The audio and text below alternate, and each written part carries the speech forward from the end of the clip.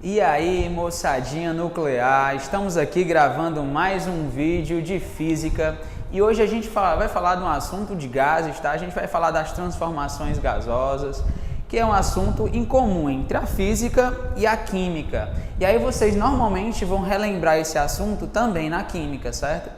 Gente, bem simples, bem tranquilo. Quando a gente fala de gases, a gente tem três grandezas que são muito importantes para os gases. A primeira dessas grandezas é a pressão, a segunda grandeza é o volume e uma grandeza muito importante também para os gases é a temperatura, certo?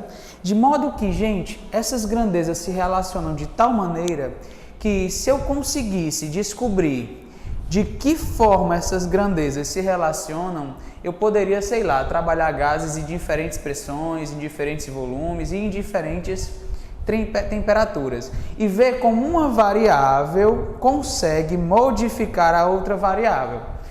Um cientista aí, bem famoso de vocês aí, que é o Clapeyron, ele conseguiu relacionar essas variáveis, que, como eu repito, é pressão, volume e temperatura.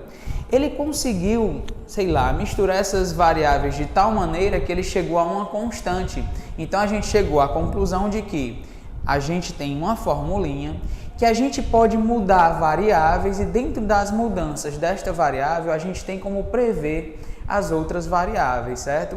Clapeyron entendeu que a pressão, o volume e a temperatura se relacionam de tal maneira que nessa circunstância eles dão uma constante. Lembrando que essa constante dos gases, ela está aqui relacionada também com o número de mols. Para quem não lembra, na química aí, o número de mols é a massa daquela substância dividida, pela massa molecular dela, a massa molar. Então esse Nzinho, só fazendo um adendo, o Nzinho, vou colocar um asterisco aqui, tá?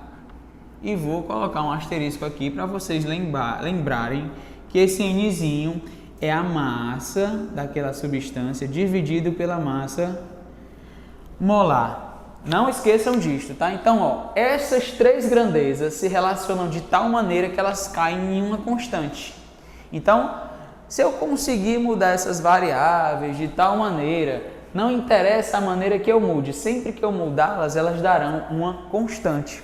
Isso me dá a liberdade matemática na física, de conseguir modificar essas grandezas para que eu sempre encontre essas constantes, certo? E é interessante a gente notar sempre, que está aqui, essa fórmula aqui foi a de Clapeyron, onde tem as três variáveis dando a constante, e aí a gente normalmente nos livros traz essa fórmula, que nada mais é do que a temperatura indo para a constante sendo multiplicativo, certo? Tá aqui, ela estava dividindo a pressão e o volume e vai multiplicando. A gente tem até um macetinho para lembrar dessa fórmula, Os meus alunos me deram esse souvenir. Olha que legal. Pré-vestibular no núcleo tem que respeitar, meu amigo. Essa é a fórmula dos gases e é ela que a gente vai usar quando a gente quiser, por exemplo, identificar como se relacionam essas variáveis. Nunca esquecer que as variáveis são pressão, volume e temperatura.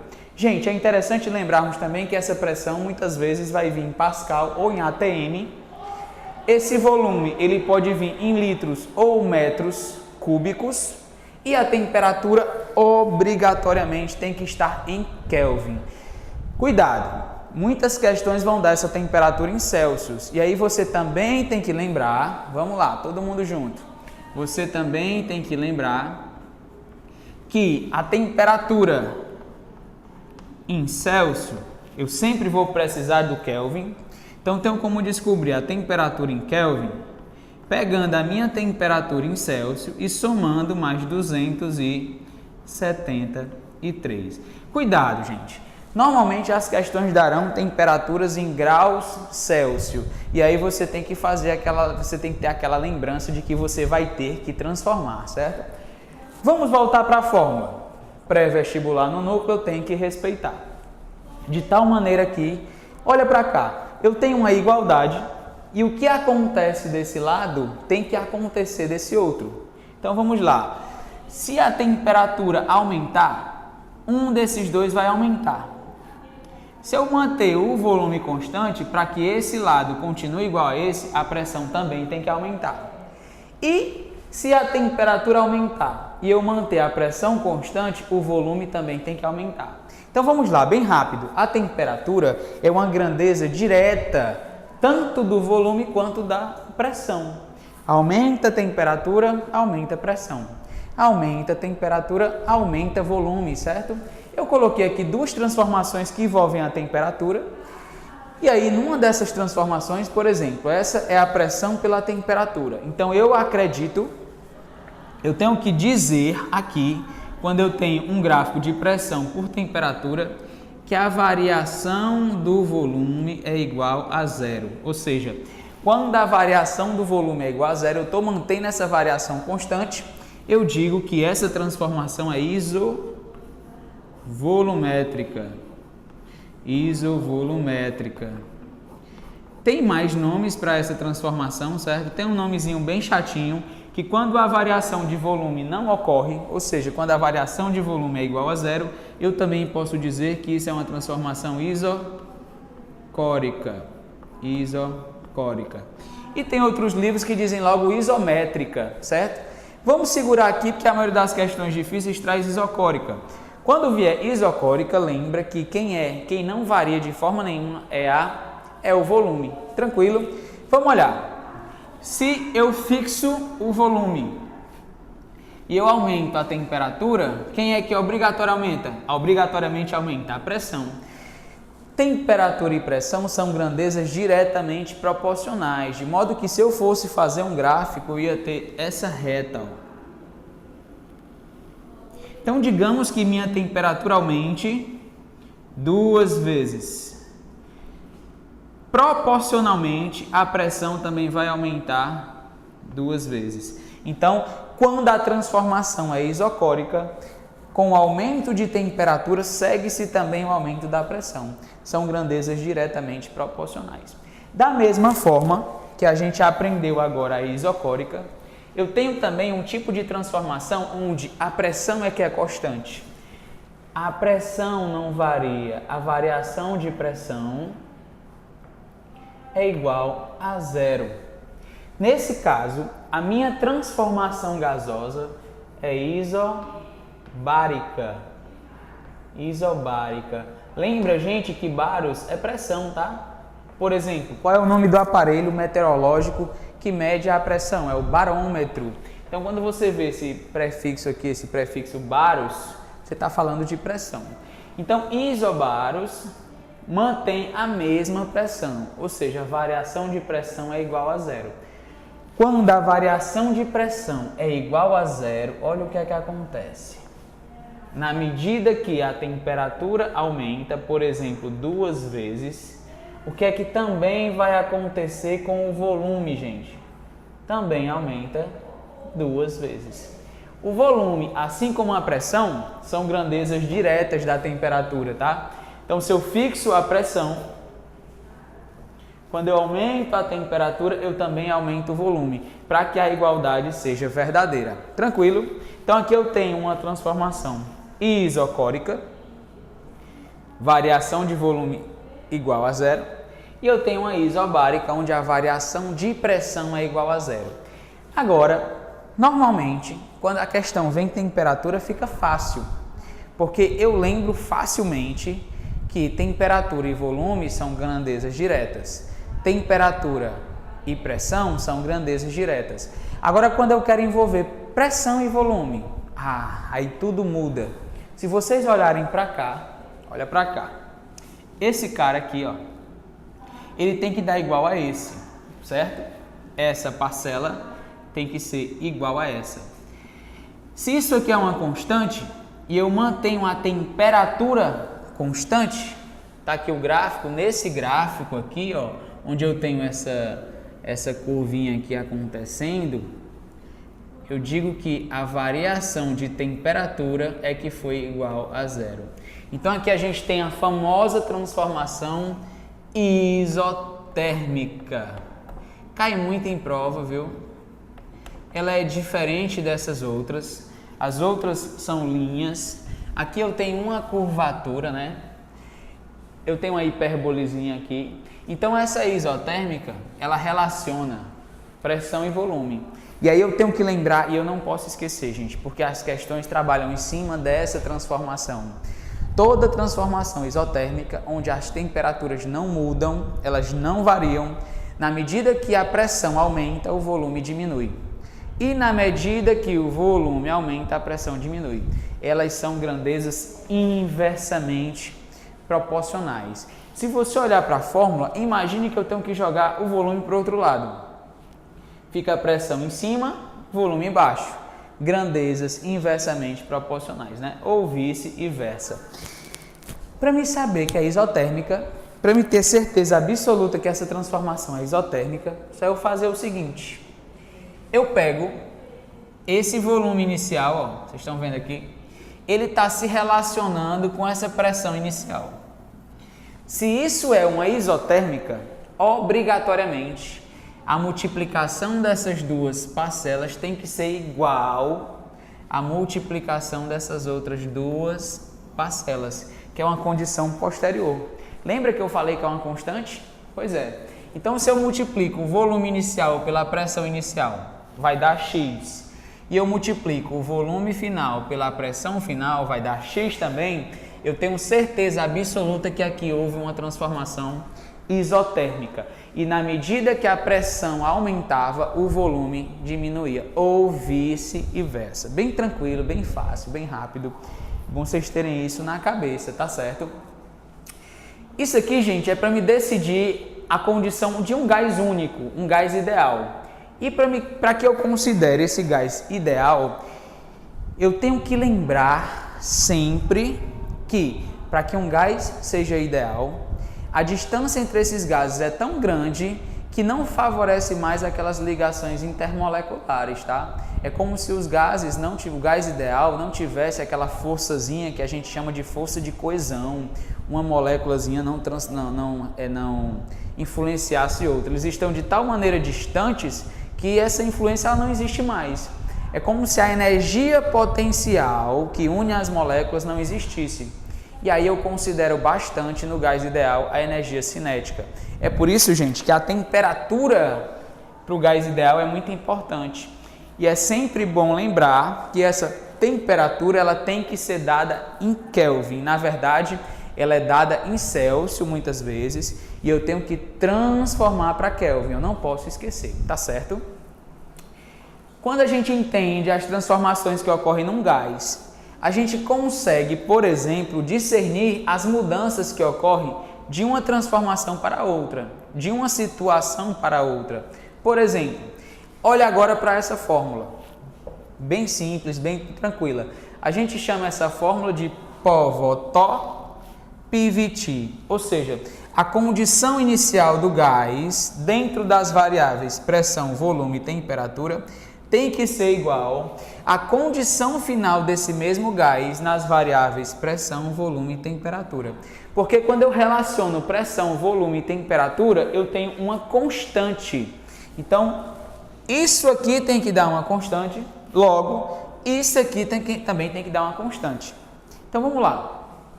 O Povotó-PVT é uma fórmula para a gente usar quando a gente quer avaliar uma situação inicial e uma situação final de um gás, tá certo?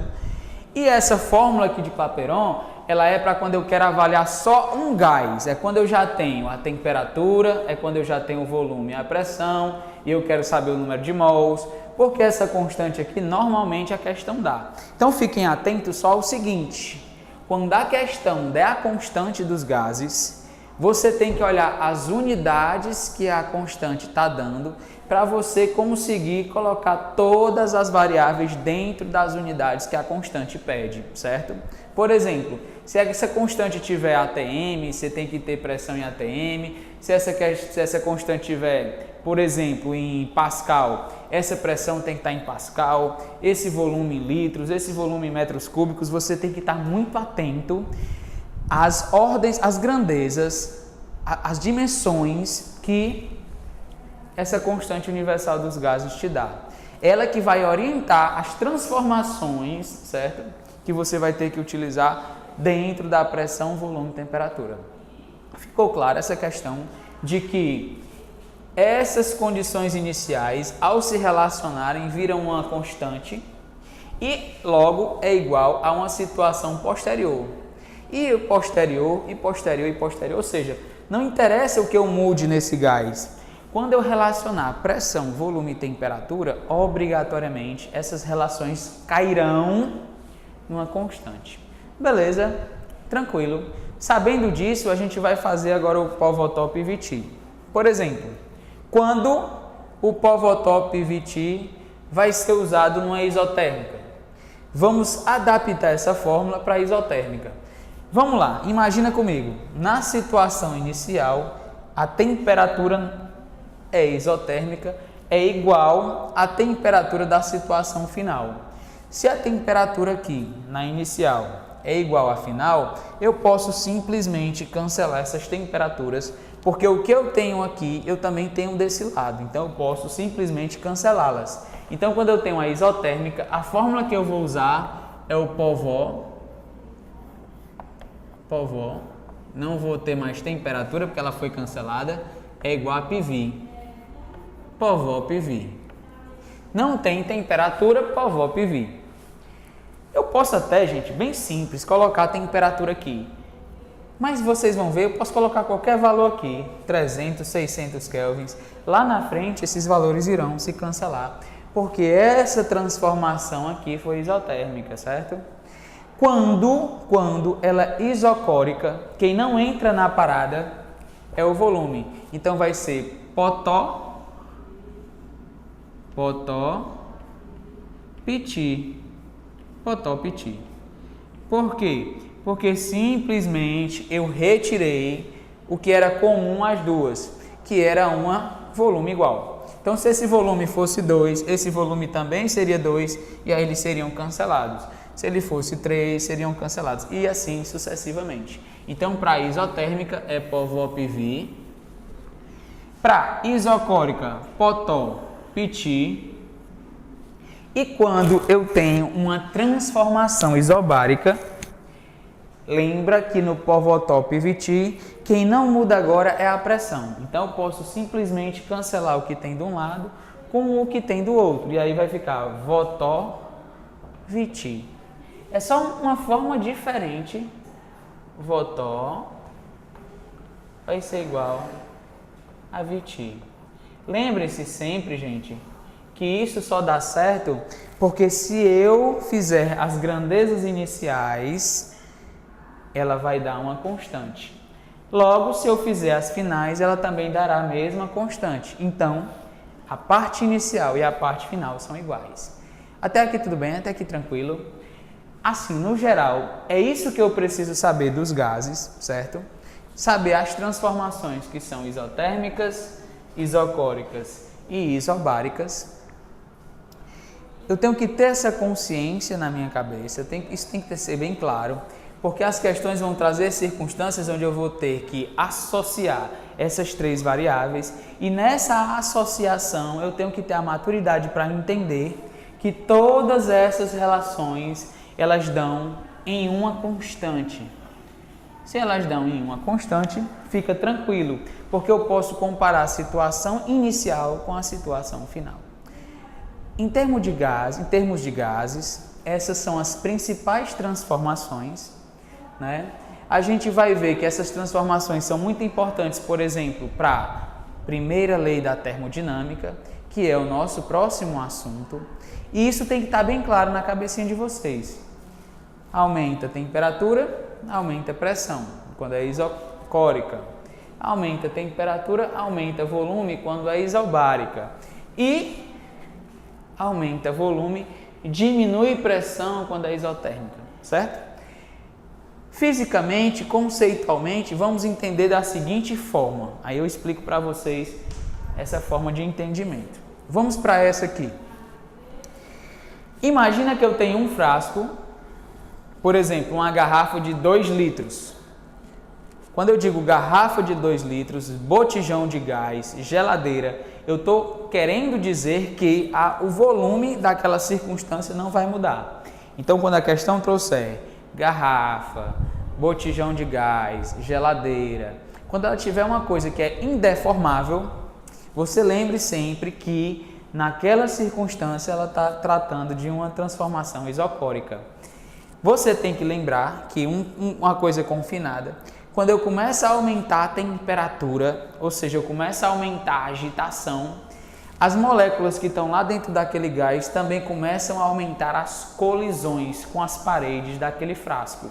Então, o aumento da agitação aumenta as colisões. E como vocês viram comigo já, temperatura nada mais é do que uma medida da energia cinética, ou seja, é uma medida de agitação. E a pressão, gente, a pressão é uma medida de pancada. É quando as moléculas estão batendo numa determinada superfície.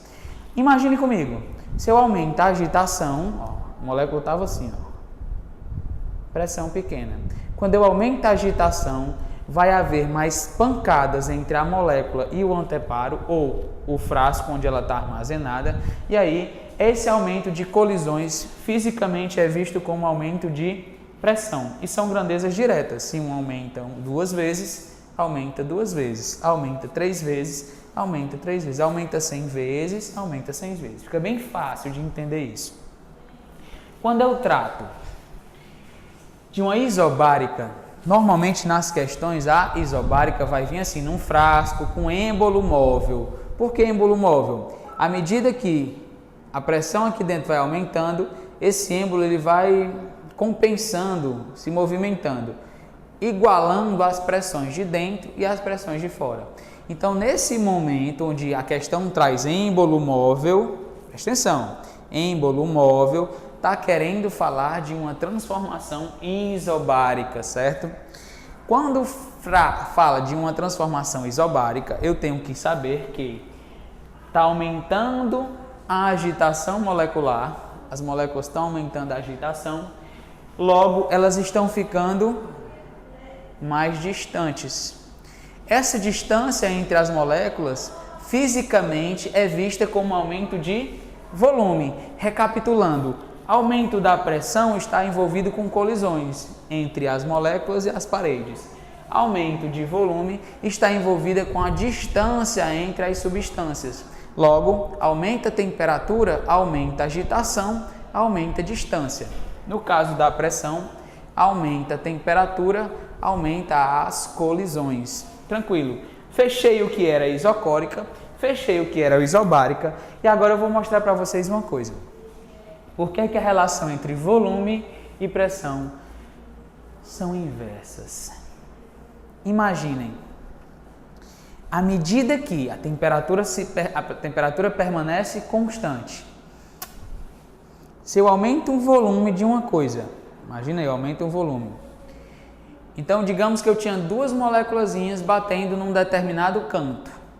Quando eu aumento um volume, eu estou aumentando muito essa área de pancada, estou aumentando muito essa área de colisão. Então, na medida que o volume aumenta, essas moléculazinhas vão ter mais dificuldade de sofrer colisões.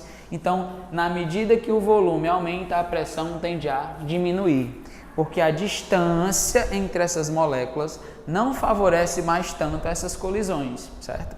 O contrário também é verdadeiro, tá? Se eu estou aumentando a pressão, a tendência é o volume ficar menor e essas moléculas se baterem mais, ou seja, elas colidirem mais. E elas estão ficando, para colidirem mais, cada vez mais próximas. Então é assim que a gente estuda gases, certo? A gente vai ver uma teoria cinética dos gases, a gente vai entender que esses gases dependem muito de sua energia cinética, ou seja, depende muito da temperatura, e a gente vai estudar também a primeira lei da termodinâmica, que é uma aplicação prática de todas essas transformações, certo? Gente, muito obrigado, valeu mesmo, um abraço do Miau e fiquem com Deus e até a próxima. Estuda física, me ajuda em física.